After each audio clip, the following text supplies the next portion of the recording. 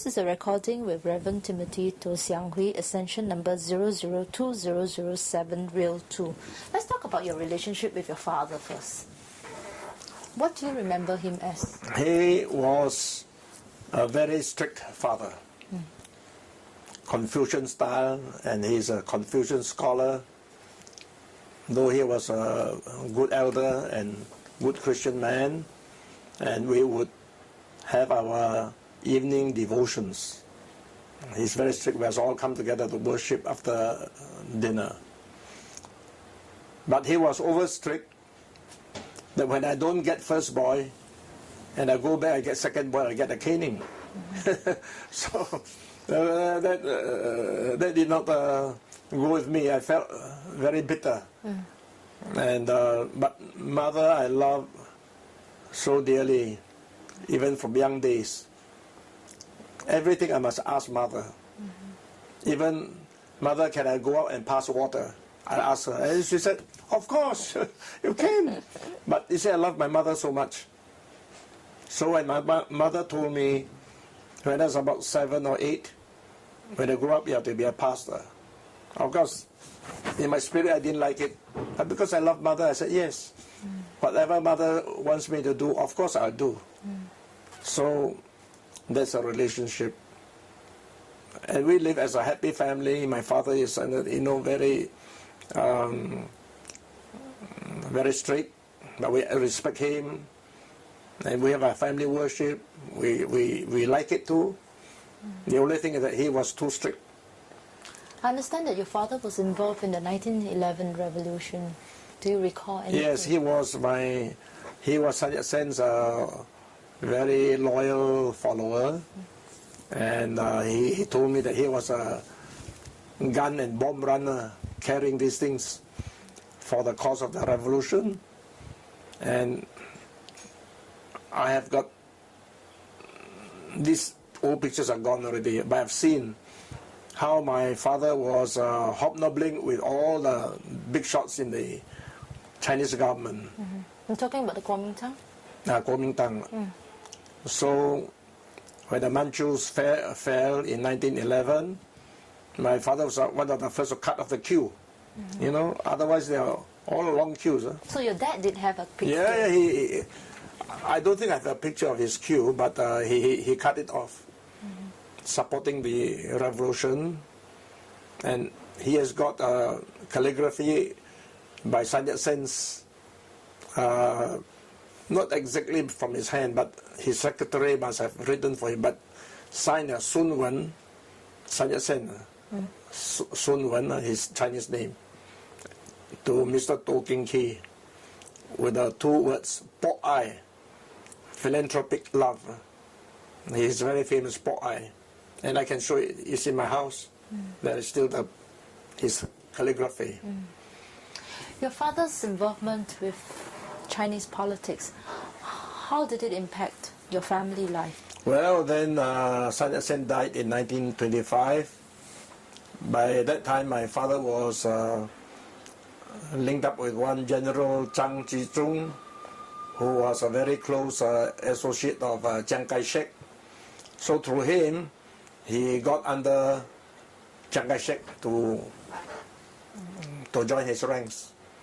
And Chiang Kai-shek appointed him as medical superintendent of the military hospital in Canton, Guangzhou. So we all moved up from Swatow to Hong Kong. Hong Kong, we went up to stay in Canton for 2 years. And I still remember my father in all his uniform. He likes to be very stylish. You know? He was a lieutenant colonel. His rank was lieutenant colonel, and was superintendent of the military hospital. I remember in my young days we went to the teaching hospital with all the mummies, with all the bodies, all soaked in whatever it is, and that's where they do the dissecting. I still remember that. And then after 2 years, following closely Chiang Kai-shek, the time came when they were going to advance to Nanking in 1927 to capture Nanking. But in 1926, there was a year Christmas we migrated to Singapore. My father had a burst of, I don't know, his gastric ulcer or what, and he vomited blood. He almost died. But my mother prayed for him especially, and later on he recovered. Why did your family choose to come to Singapore in 1926? Why did you choose to come to Singapore in 1926? The reason is, before that, my father had sent quite some money to my second uncle to buy a rubber estate in Senai. So somehow he had this investment in Malaysia, and my second uncle was doing business and doing planting also, but the estate was bought by my father in Senai. So with this connection, and my grandfather was sent to Singapore already, and he was a pastor of Glory Church, Bukit Timah. Yes. He pastored the church for a while, and my second uncle and third uncle had been sent here to study English. So they learned English in Singapore in those days, very early. So with this breakdown in health, my father took me one day to go and see Chiang Kai-shek. I was a little boy, and when I saw Chiang Kai-shek, he looks like a lion or tiger. Very, very powerful. I can still remember that. But my father brought me to see Chiang Kai-shek to show him that he did not mean any sinister business. To bring my son along, he could not do anything bad to Chiang Kai-shek. That is his style. And Chiang Kai-shek, how? I still remember, you want to resign, and because you are going to Senai and because of his sickness, he released him. Right. So that was his goodbye. I still remember his goodbye to Chiang Kai-shek. Otherwise, they were on good terms because he had been serving under him. And in a 1926 rally, they were all going to the northern expedition to bring down all the warlords. Because after Sun Yat-sen died, China was divided into 5 or 6 regions, each with a big warlord controlling. And Chiang Kai-shek was going to unify the nation. And I still remember day and night hearing the buglers, the soldiers marching and shouting slogans. And I myself felt very patriotic. I liked to go and join, even as a small boy. You were in Canton then, right? Canton. Right. And so we all left Canton and took a boat from Hong Kong, P&O liner, APCA liner, and we arrived here at Christmas, just before Christmas, 1926. Right. And we stayed at Sliggy Road. Right. Now, before we move on to your life in Singapore, let's go back a little bit to your life in homeland China. Can you tell me a little bit about your birthplace, Swatow? It was a homely place, every day with songs. My father was a doctor. He had a good practice. He was a doctor by the British missionary doctors. So it's Western medicine, actually. Western medicine, yeah. He had 5 years training. He's got all those training in what surgery and all that. I can still show you the certificate, big diploma like that. So my father would usually take us out, and we had a wonderful life. And I went to kindergarten in Swatow, and life was very happy. But then my father had made enemies with one of his closest friends, and it was because of money. He had come to the South Seas to collect a big sum of money for the building of a Chinese YMCA in Swatow. But his friend who received the money, somehow they had a quarrel that the situation was not very clear. And so there was a feud between my father and this man. So my father was arrested and taken into custody once, not once but twice, and he would have been shot the 1 or 2 days. And so life became very sad, when the father gets arrested, and my mother was praying all the time. I still remember those days. But then the Lord saved my father in a very miraculous way. I need not tell the story. So from there, we were forced to leave Swatow, so we went to Hong Kong. So I stayed in Hong Kong, and I went to, now I remember very clearly, I went to kindergarten in the Anglican kindergarten. In Hong Kong? Hong Kong. And I studied all my times table in Cantonese. Right. Even so small, we all repeat. No, that was before you left. You came down to Canton. No. Swatow to Hong Kong. Then Canton. Then Canton. Right. Then when I was in kindergarten in Canton, I learned all my times table. That today when I do my mathematics, I calculate all in Cantonese because I recited the times table. Then after a few months in Hong Kong, then we went to Canton, and we were there for nearly 2 years. And then from there we came from Canton to Hong Kong, then Singapore. How big was your family? It was an extended family. In those days, the sisters all stayed in my father's care. Second uncle had come to Singapore to invest and all that. But there were 3 sisters of my father who stayed with us. And so he's a commander-in-chief over the 3 sisters also, and the youngest brother. We all stayed together. So in all, how many siblings do you have? Plus my second uncle's wife and 2 or 3 children. Because my second uncle came to Singapore to do business. So all these were under him. And from your parents, how many of them? How many children? Your brothers and sisters? There is my big sister, myself, Xiang Yu, Dr. Xiang Yu of Penang, who has died already, and Xiang Hua. Xiang Hua, who is the professor, he's over Calvary Pandan. Right. Dr. Tow Xiang Hua. Yes. There are 4 of us. Right. Okay.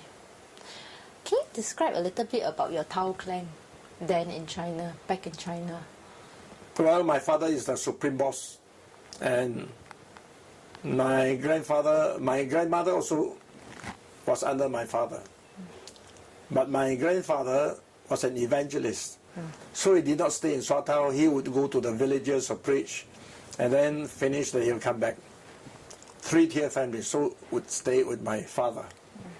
But then my grandma died. So then my grandfather came to Singapore with the two sons, my second and third uncles. That's how the family split like that. And all the rest were under my father, namely all the younger sisters and second uncle's wife and children. Okay. How would you describe the social status of the family then when you were back home in China? Well, my father was very highly respected. He's a doctor, and he has a very good a very good way of making friends. He was able to get to the higher echelons of the government, like President Lee Yuan Hong, and he was a president, and my father was in the picture. So he was able to get to mix with all these high echelon people. Right. So, of course, people respect him like he's a big shot like that, you see? And able to command people like that. So how did you feel then being a son of... Of course, I feel very proud. I felt very proud. And he would make me the best navy suit, cap and everything. If my name sewn in gold, I still remember. And we are very well dressed with my sister. Usually we are the two oldest. We are very well taken care of. So I felt very proud about our family. I thought we are somebody like that. What about your relationship with your sister? She's very dear to me. When she died, I really feel very sad. She was a doctor too, She was right? a doctor and she took very good care of me, and especially when I went to study and my wife was left behind, she would inquire about them and give them medicine and take care of my children. Reverend, in your younger days, when you decided to be a pastor, your other siblings most of them were professionals. Well, my sister by that time, when I went to study theology in America, 1947, she was already earning since the Japanese days. She was the last class to graduate from the Edward VII College of Medicine, Singapore. King Edward VII. King Edward VII. And she got her diploma during the bombing days. She scraped through. Her LMS. LMS. Not scraped through. She did very well. But she was the last class to pass. And then she was able to practice during the Japanese days. That's how we were able to subsist, because her earnings helped to keep the family also. Right.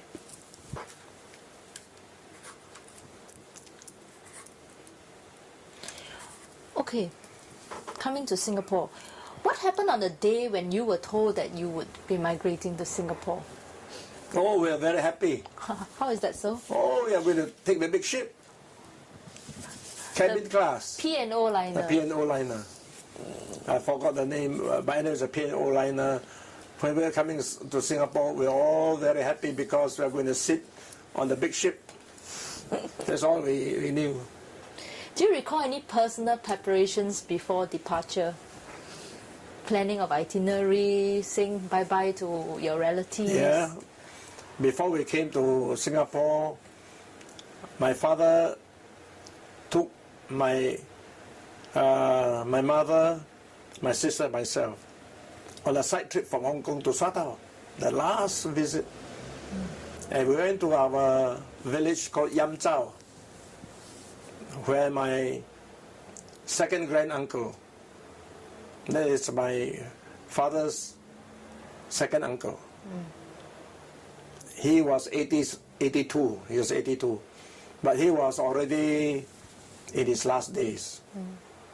And because of old age, or maybe some sickness, he still could understand. So my father said we must go and pay respects to second grand-uncle in the village, our home village, before we go to China, go to Singapore. So that's why I remember our own village, the old church and the pond where it is. I still have faint ideas. And then my father made a big dinner to honor my second grand-uncle. Then after we left, he died. So that was something very special before he came down to Singapore. We made a trip to our own village. Do you miss anybody? Who do you miss most leaving China? I don't miss anyone because all of us came. None was left in China.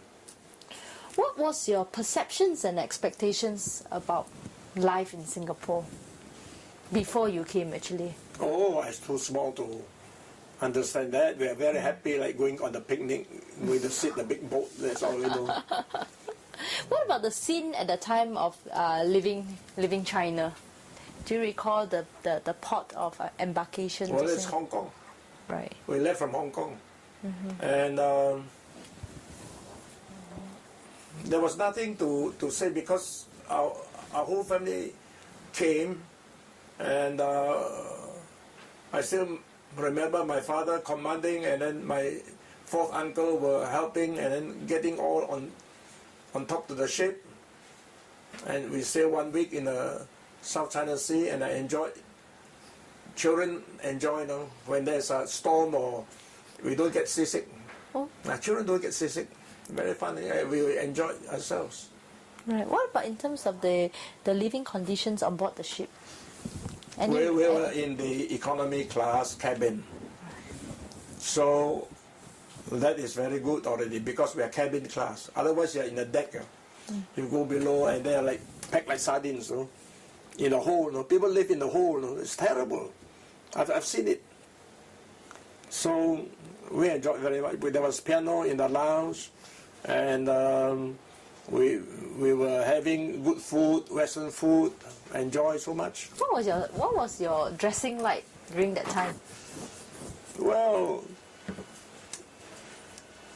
we have the best clothes. My parents always gave us very nice. Was it dressed in Oriental style? Yeah, Oriental style. So you had the... Yeah, I think the button like that. Right. Okay. Was there any significant event that took place on board the ship? No, I mean, it was quite pleasant. And then we knew that when they arrived, the deck passengers all were sent to St. John's Island. They must go through quarantine. But we are in the cabin class. We just go straight. The others have to go through St. John's. Oh, right. Right. In those days, you cannot land because you must go through this quarantine, Why would it make the economy class so special? We are cabin class anyway. We all had nice cabins. Right. So economy class is still cabin class. But then below that, you go to stay on the deck.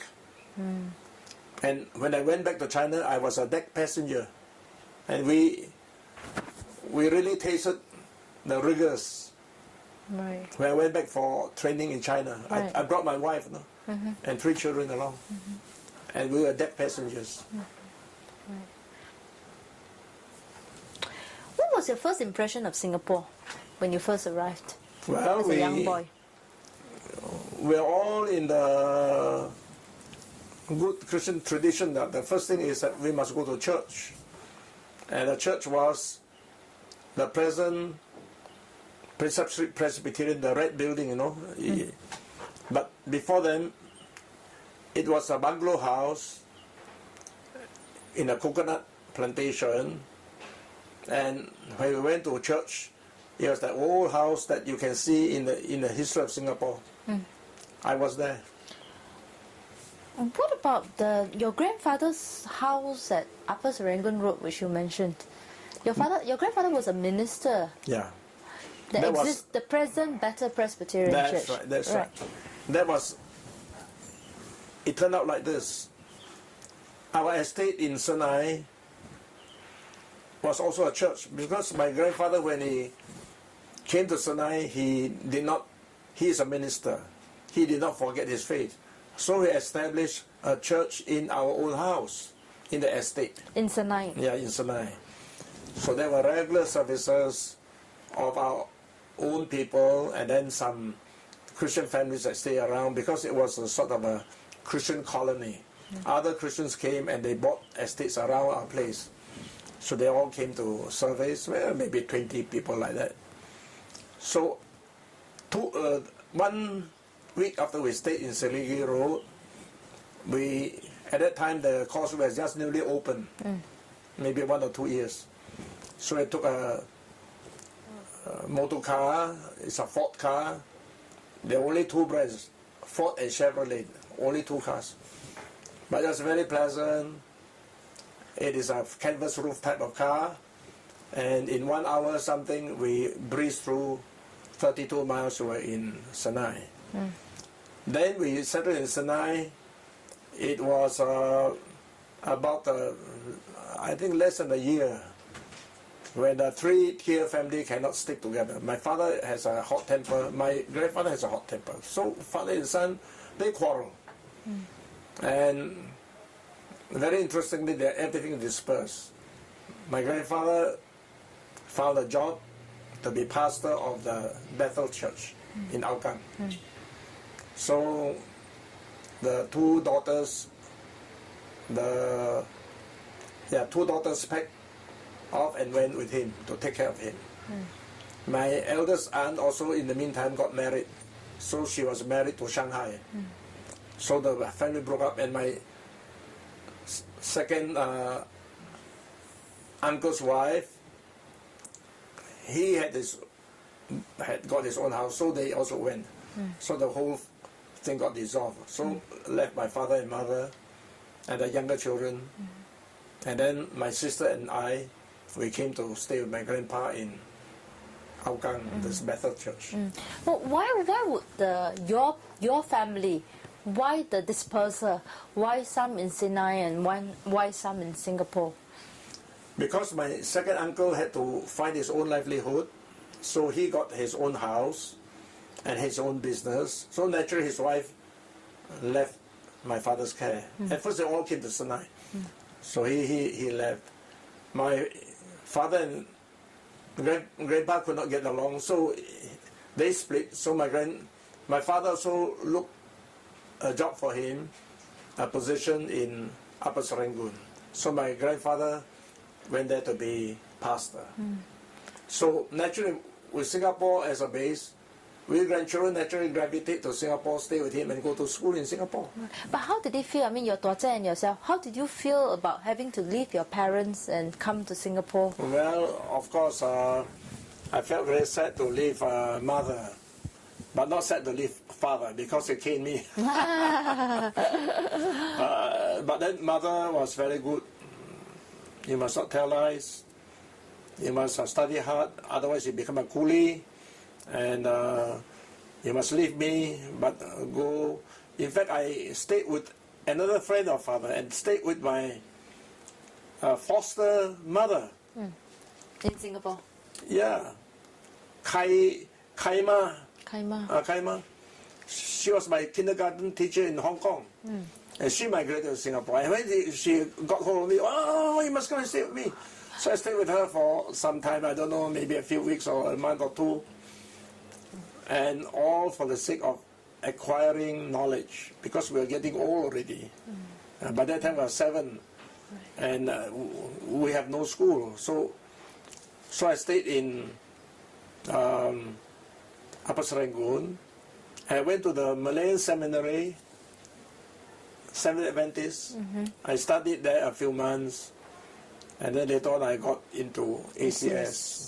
So you make mention that when you first arrived in Singapore, you were staying in Seligi. Yeah. Now, tell me a little bit about your Seligi house. Seligi is, I think, another, somehow, I cannot say exactly what it is, but we stayed upstairs for a few days only. So rented? Somebody's I think house. a relative's house. Right. So we stayed there a few days and then went to church. And after church, the next day we packed off to come to Sinai already. So it's a very transitory situation. So Singapore was just a transitory just a few days. And then the church at Prinsep Street. Then the church at Prinsep Street in 1928 or 29 was built new. But this church has already outgrown itself, and they pulled down, they built another church. But at that time, we all worship in the bungalow house, the house of Keysbury, Reverend Keysbury. Before the building of this Prinsep Street Red Building, there was an old bungalow house. We worshipped there. So what was your family's connection with the church then? No connection? Oh, we are Presbyterian, and this is a Presbyterian church. All the Christians from China, when they come to Singapore, they'll go to this church. Right. They're bound to go there. Right. Tell me a little bit more about this grandfather's house at Upper Serangoon Road. Can you do a little bit of description? Well, by the time he became pastor of this church, they had built an original church in 1883, half brick and half wood. But by the year 1927 or 28, the church that was built in 1883 began to deteriorate. Right. Because of the wood was eaten by white ants. The brick structure is all right. So they had to pull it down. So the church was no more, and they have the worship in the parsonage, which was a big atap house with a big hall with 4 rooms, 2 rooms on each side, and then the hall can seat about 40 people. And